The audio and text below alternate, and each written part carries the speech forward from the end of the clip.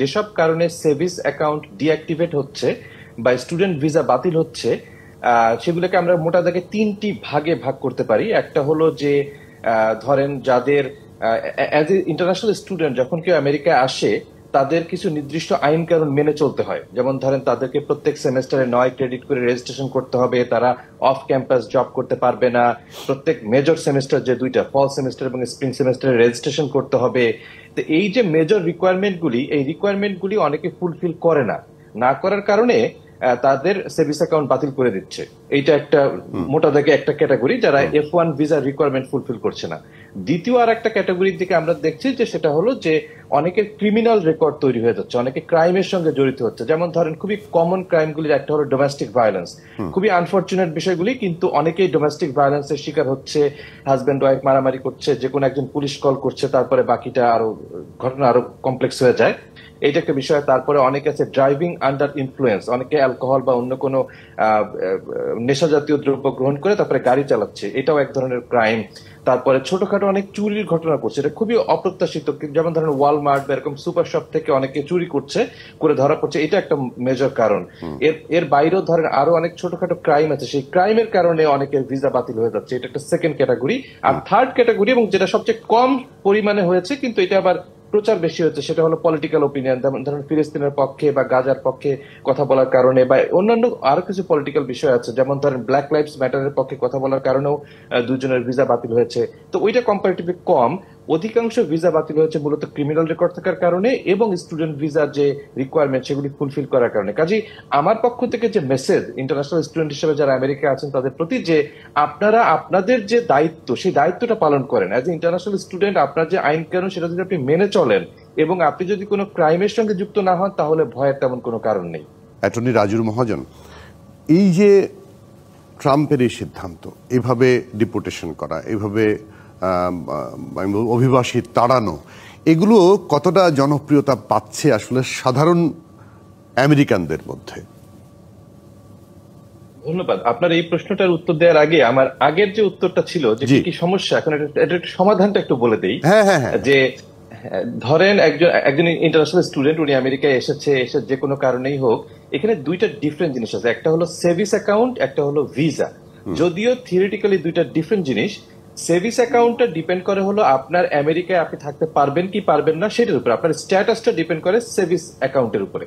আর ভিসাটা ডিপেন্ড করে হলো যে আপনার ইন্টারন্যাশনাল ট্রাভেলের জন্য, আপনি আমেরিকায় ঢুকতে গেলে ভিসা দরকার, বের হয়ে যেতে গেলে ভিসা দরকার, কিন্তু আমেরিকায় থাকার জন্য ভিসা দরকার নেই। তার মানে হলো যে ধরেন আপনার ইন্টারন্যাশনাল স্টুডেন্টের যে ভিসা F1 ভিসা ক্যান্সেল হয়ে গেছে, কিন্তু আপনার সেভিংস অ্যাকাউন্ট যদি অ্যাক্টিভ থাকে তাহলে আপনি আমেরিকায় থাকতে পারবেন, কোনো সমস্যা নাই, যতদিন স্ট্যাটাস আছে ততদিন থাকতে পারবেন। কিন্তু আপনার যদি সেভিংস অ্যাকাউন্টও ডিঅ্যাক্টিভেট হয়ে যায় এবং ভিসাও ক্যান্সেল হয়ে যায়, তখন আপনাকে অবশ্যই আমেরিকা ছেড়ে চলে যেতে হবে। এখন প্রশ্ন হলো, স্বাভাবিকভাবে সবাই বলে যে না ভাই আমি তো যেতে চাই না, আমি তো থাকতে চাই, তাহলে আমার করণীয় কি? প্রথম যে করণীয় সেটা হলো যে আপনার স্কুলের যে DSO, ডেজিগনেটেড স্কুল অফিসিয়াল, তার সঙ্গে যোগাযোগ করবেন। যোগাযোগ করে তাকে পুরো সিচুয়েশনে বুঝায় বলবেন যে দেখো এই কারণে আমার সেভিংস অ্যাকাউন্ট ডিঅ্যাক্টিভেট হয়ে গেছে, আমার ভিসা ডিঅ্যাক্টিভেট হয়ে গেছে, তোমরা কি আমাকে কোঅপারেট করবা কি করবা না? এখন এমন যদি হয় যে ধরেন সে ওই যে 9 ক্রেডিট রেজিস্ট্রেশন করে নাই, ছোটখাটো জব করছে বাইরে, বা ছোটখাটো কোনো যদি ভুল হয়ে থাকে, স্মল মিস্টেক হয়, তাহলে স্কুলের ডিএসএরা সাধারণত কোঅপারেট করে। তারা বলে ঠিক আছে তুমি টেনশন নিও না, আমরা তোমাকে হেল্প করবো। সেই সিচুয়েশনে তাকে একটা রিইনস্টেটমেন্ট I-20 বলে, রিইনস্টেটমেন্ট I-20 যদি সে তুলতে পারে, তাহলে আমরা অ্যাজ ইমিগ্রেশন অ্যাটর্নি আমরা তাকে রিইনস্টেটমেন্টের জন্য হেল্প করতে পারবো। এবং এই প্রসেসটা কম্পারেটিভলি একটু সহজ, এবং আমাদের হাতে প্রায় 5 মাস সময় থাকে রিইনস্টেটমেন্ট করার জন্য। প্রসেসটা অল্প সময় হয়ে যায় এবং কম্পারেটিভলি প্রসেসটা সহজ। কিন্তু সমস্যা দাঁড়ায় হলো যে যদি এমন হয় যে স্কুলের ডিএসও বলছে যে না আমরা তোমাকে কোঅপারেট করবো না, এটা সাধারণত বলে যদি কোনো মেজর ক্রিমিনাল রেকর্ড থাকে অথবা কোনো পলিটিক্যাল অপিনিয়ন, যেমন ধরেন প্যালেস্টাইনের পক্ষে কথা বলা বা অন্য কোনো কারণে যদি হয়, যেটা বর্তমান যে আমেরিকান যে অ্যাডমিনিস্ট্রেশন তারা যে বিষয়ে একটু হস্টাইল, এরকম যদি কোনো গ্রাউন্ড তৈরি হয় তখন স্কুলের ডিএসও ভয় পেয়ে যায়, কারণ দিন শেষে সবাই তো ভয় আছে। তো তখন যেটা হয়, তখন আমাদের সামনে দুইটা অপশন থাকে। একটা আমরা বলি TRO, টেম্পোরারি রেস্ট্রেনিং অর্ডার, আর একটা হলো TRO প্লাস ইনজাংশন। তো TRO মানে হলো যে আমরা আমেরিকান সরকারের বিরুদ্ধে কোর্টের কাছে গিয়ে বলছি যে কোর্ট যাতে সরকারের বিরুদ্ধে একটা টেম্পোরারি রেস্ট্রেনিং অর্ডার জারি করে, মানে আমেরিকান সরকার তাকে ডিপোর্ট করতে পারবে না। টিআরও সাবমিট করলে সাধারণত 15-20 দিন বা 1 মাসের ভিতরে কোর্ট একটা আদেশ দেয় সরকারকে যে তুমি অমুককে ডিপোর্ট করতে পারবে না, এবং সরকার তখন ডিপোর্ট করতে পারে না। আর আমরা ইনজাংশন জারি করি তখন যখন দেখি যে এই যে স্টুডেন্ট তার হয়তো একটা ইমিডিয়েট পরীক্ষা আছে সামনে, বা সে কোনো একটা জব করছে, বা কোনো একটা মেজর অ্যাক্টিভিটি আছে সামনে, তখন আমরা টিআরও প্লাস ইনজাংশন জারি করার জন্য কোর্টের কাছে আবেদন করি। কোর্ট অ্যাপ্রুভ করলে এটা সরকারের বিরুদ্ধে অ্যাপ্রুভড হয় আর কি। তো এটা হলো সিচুয়েশন। সামারি হলো যে যদি স্কুলে ডিএসও কোঅপারেট করে তাহলে আমরা রিইনস্টেটমেন্টের জন্য যাব, এটা কম্পারেটিভলি সহজ প্রসেস, কারণ এটা আমরা ইউএসসিএস এর সঙ্গে কাজ করি। আর যদি স্কুলে ডিএসও কোঅপারেট না করে তখন আমাদেরকে কোর্টে যেতে হবে, ফেডারেল কোর্টে গিয়ে টিআরও সাবমিট করতে হবে। এটা হলো সমাধান। এখন আপনার যে অরিজিনাল যে প্রশ্নটা, এই যে ট্রাম্পের এত অ্যাক্টিভিটি, এটা কি জনপ্রিয়তা পাচ্ছে কি পাচ্ছে না, এটা বোঝার জন্য আমাদেরকে বুঝতে হবে যে ট্রাম্পের অডিয়েন্স কারা। ট্রাম্পের যারা অডিয়েন্স একটু রুরাল, একটু লেস এডুকেটেড, একটু হোয়াইট, একটু গরিব মানুষ, তারা কিন্তু এটা খুবই খুশি হচ্ছে, কারণ তাদের ইকোনমিক অবস্থা আমেরিকায় ভালো না, তারা এমনিতেই বিভিন্ন ঝামেলায় আছে। তখন তারা যখন দেখে যে তারা ইমিগ্রেন্টদেরকে শত্রু মনে করে, তারা যখন দেখে যে তাদের শত্রুদের বিরুদ্ধে ট্রাম্প খুব কঠিন ব্যবস্থা নিচ্ছে, তখন তারা খুব খুশি হয়। এতে যেটা হয় যে ট্রাম্পের বেসটা খুশি হচ্ছে। কিন্তু সমস্যা হলো যারা শিক্ষিত, যারা শহরে থাকে, যারা একটু ধনী ব্যক্তি, যারা ব্যবসা বাণিজ্য করে, চাকরি বাকরি করে, তারা এটাকে মোটেও পজিটিভ ভাবে নিচ্ছে না। কারণ ইন্টারন্যাশনাল স্টুডেন্টদের উপরে আমেরিকান যে বিশেষ করে ইউনিভার্সিটি লেভেলের শিক্ষা ব্যবস্থাটা অনেকটাই ইন্টারন্যাশনাল স্টুডেন্টদের উপরে ডিপেন্ড করে। এখন ইন্টারন্যাশনাল স্টুডেন্টের সংখ্যা যদি কমে যায়, আমেরিকান হায়ার এডুকেশন সিস্টেম ক্ষতিগ্রস্ত হবে, আমেরিকান টোটাল ইকোনমির উপরে নেগেটিভ একটা ইম্প্যাক্ট পড়বে। কাজে যারা একটু শিক্ষিত, যারা ব্যাপারটা বোঝে, তারা এটা পজিটিভ ভাবে নিচ্ছে না। কিন্তু যারা রুরাল, যারা অল্প শিক্ষিত, ট্রাম্পের যারা বেস, তারা বিষয়টাকে পজিটিভ ভাবে নিচ্ছে। যারা পড়তে যাচ্ছি তাদের আসলে একটা নিয়ম নীতির মধ্যে তো থাকা উচিত। আমরা গিয়ে ভাঙছি কেন নিয়ম?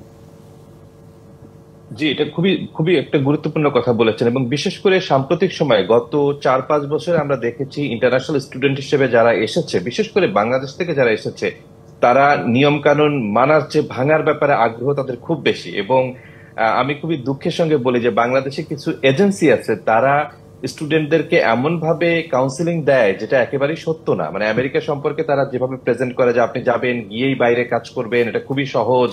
প্রথম কথা তো অ্যাজ এ ইন্টারন্যাশনাল স্টুডেন্ট আপনি অফ ক্যাম্পাস কাজের জন্য এলিজিবলই না। আপনি যখনই কাজ করছেন তখনই আপনি আইন অমান্য করছেন। আবার এই মানুষজন ফেসবুক ইউজ করে, বিভিন্ন সোশ্যাল মিডিয়া ইউজ করে এই চাকরিগুলি তারা খুঁজে। এইটা তো আরো বড় অন্যায় যে আপনি সোশ্যাল মিডিয়া আপনি বলছেন যে আমি এরকম চাকরি চাই, আপনি তো চাকরি করার জন্য এলিজিবল না। তারপরে আরো কয়েকটা কমন বিষয় হলো, যেমন অনেকে যেটা করে যে ধরেন স্টেট ইউনিভার্সিটি, যেগুলি সরকারি ইউনিভার্সিটিতে তারা অ্যাডমিশন নিয়ে আসে, একটু রুরাল এরিয়ায় বা সাবার্বের কোন একটা জায়গায় এসে তারপরে তারা ট্রান্সফার নিয়ে এমন প্রাইভেট স্কুলে চলে যায় যে স্কুলগুলি একেবারেই ভালো স্কুল না, অনেকটা যে সার্টিফিকেট বিক্রি করা টাইপের স্কুল আর কি, সেসব জায়গায় তারা ট্রান্সফার নিয়ে যাচ্ছে। তো এইটাকে আমেরিকান সরকার পজিটিভ ভাবে দেখে না। তারপরে অনেকে যেটা করে যে ধরেন আপনি মাস্টার্স লেভেলে আসছেন বা পিএইচডি লেভেলে আসছেন, এসে হয়তো 1 সেমিস্টার করে আপনি চলে যাচ্ছেন একদম অ্যাসোসিয়েট লেভেলে। অ্যাসোসিয়েট হলো বাংলাদেশে এই যে বিএ পাস যে আছে, অনেকটা ওরকম আর কি, যে আপনি হাই স্কুল শেষ করার পরে যে 2 ইয়ার্স প্রোগ্রাম অ্যাসোসিয়েটে চলে যাচ্ছে, অনেকে ল্যাঙ্গুয়েজ কোর্সে যাচ্ছে। এখন আপনি যখনই মাস্টার্স লেভেলে আসছেন, যখনই পিএইচডি লেভেলে আসছেন, আপনি তো বলেই আসছেন যে আপনি ল্যাঙ্গুয়েজ ভালো, আপনি আইএলস দিয়ে আসছেন বা টোফেল দিয়ে আসছেন বা ডুয়েলিঙ্গো নামে একটা পরীক্ষা আছে সেটা দিয়ে আসছেন। এসে যদি আবার আপনি এখানে ল্যাঙ্গুয়েজ প্রোগ্রামে ভর্তি হন, থিওরিটিক্যালি আপনি যেতে পারবেন, কিন্তু পরবর্তীতে যে এরকম ট্রাম্পের মতো প্রেসিডেন্ট এসে আবার ধরে বলে যে আপনি তো বলে আসছেন আপনি ইংলিশে ভালো, তাহলে আপনি আবার কেন ইংলিশে যাচ্ছেন। তো আই 100% এগ্রি উইথ ইউ যে অ্যাজ এ ইন্টারন্যাশনাল স্টুডেন্ট আমরা যখন আমেরিকায় আসবো, অবশ্যই আমেরিকার আইন কানুন আমাদেরকে মেনে চলতে হবে। ইন্টারন্যাশনাল স্টুডেন্টরা কিন্তু খুব যে এখানে খুব বিশাল স্বাধীনতা ভোগ করতে পারবে ব্যাপারটা তা না। আপনি একটা নন ইমিগ্রেন্ট ভিসা নিয়ে আসছেন, আপনার ভিসাটা খুবই সাবজেক্ট টু আপনার পড়াশোনা, কাজে সেই পড়াশোনার সঙ্গে রিলেটেড বিষয়ের সঙ্গে আপনাকে ইনভলভ থাকতে হবে। আপনি এমন কোন অ্যাক্টিভিটিস এর সঙ্গে জড়িত হতে পারবেন না যেটার সঙ্গে পড়াশোনার সরাসরি সম্পর্ক নাই। যদিও আইনগতভাবে আমেরিকার যে ভূখণ্ড, আমেরিকার ভূখণ্ডের ভিতরে যেই থাকবে তার যে স্ট্যাটাস, সে লিগাল হোক, ইললিগাল হোক, সিটিজেন হোক, পার্মানেন্ট রেসিডেন্ট হোক, ইন্টারন্যাশনাল হোক, ট্রাভেলার হোক, যাই হোক, সব আইন আপনার ক্ষেত্রে অ্যাপ্লিকেবল। কাজে আমেরিকার সাধারণ একজন নাগরিক যে মত প্রকাশের স্বাধীনতা ভোগ করে, থিওরিটিক্যালি আপনি অ্যাজ এ ইন্টারন্যাশনাল স্টুডেন্ট আপনিও একই স্বাধীনতা ভোগ করেন। কিন্তু বিষয়টা হলো at the same time American সরকার চাইলে যে কোনো সময়, যে কোনো কারণে বা কোনো কারণ ছাড়া আপনার ভিসা বাতিল করে দিতে পারে। এটা তো পৃথিবীর যে কোনো দেশে কাজটা করতে পারে। হ্যাঁ, শুধু আমেরিকা নয়। এক্স্যাক্টলি। এবং বাবু ভাই একটু আগে যে কথা বললো যে ওই যে পতাকা অবমাননা, অনেক সময় যেটা হয় যে ধরেন ট্রাম্প অ্যাডমিনিস্ট্রেশন তাকে হয়তো গাজার মতামতের কারণেই ডিপোর্ট করতে চায়, গাজার মত প্যালেস্টাইনের পক্ষে কথা বলার কারণেই হয়তো আপনার ভিসা বাতিল করতে চায়, কিন্তু ওইটা বললে যেহেতু আবার যে মত প্রকাশের স্বাধীনতায় বাধা তৈরি হচ্ছে, এই জন্য সে বলে দিল যে পতাকা অবমাননা হয়তো হয়েছে, বা প্রেসিডেন্টকে নিয়ে হয়তো গালাগালি দেওয়া হয়েছে, খারাপ কথা বলা হয়েছে।